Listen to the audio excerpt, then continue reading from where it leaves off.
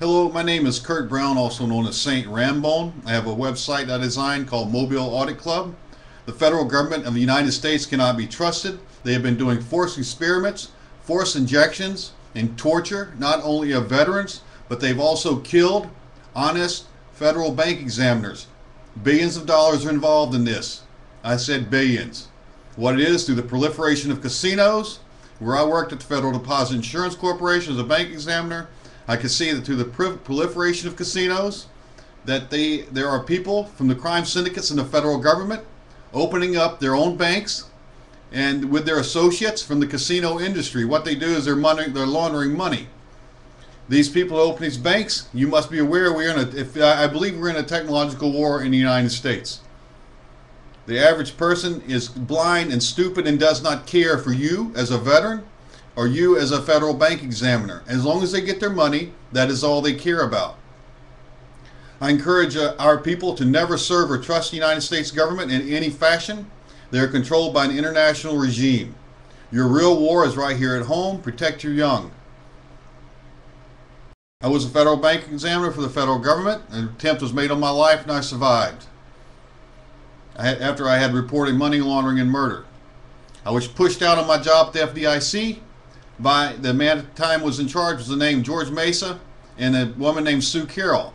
Sue Carroll she was working under George Mesa. George Mesa replaced a dead man. He was killed in his office and labeled suicide. They told me to drop an EEOC complaint after 1 year being there or be terminated. I thought it was absurd. I said, no, I'm not dropping the complaint. They terminated me. The EEOC did not hear my case. It is my hope the federal regime is removed. We do not need their government. We should applaud their destruction around the globe. They are an international regime, and this is a technological war. The only thing they care about is their money and the enslavement of our people. I encourage the formation of a new political party by the veterans in a full military coup, if necessary, a technological war to remove the regime in power. They are our enemies and they are liars.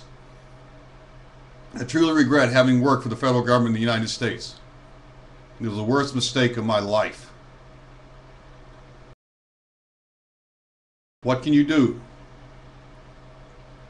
Don't buy into the lies. Don't tell your children the lies that we have liberty and justice for all and peace and freedom. Whenever a government forcibly injects their own veterans and does forced experiments, and as in my case, forced signatures for owning a gun after I was in fear for my life, sheer terror after an attempt on my life, that government does not need to exist. I applaud their removal. I applaud the removal of their buildings. Let us hope that our brothers and sisters are not harmed in this event.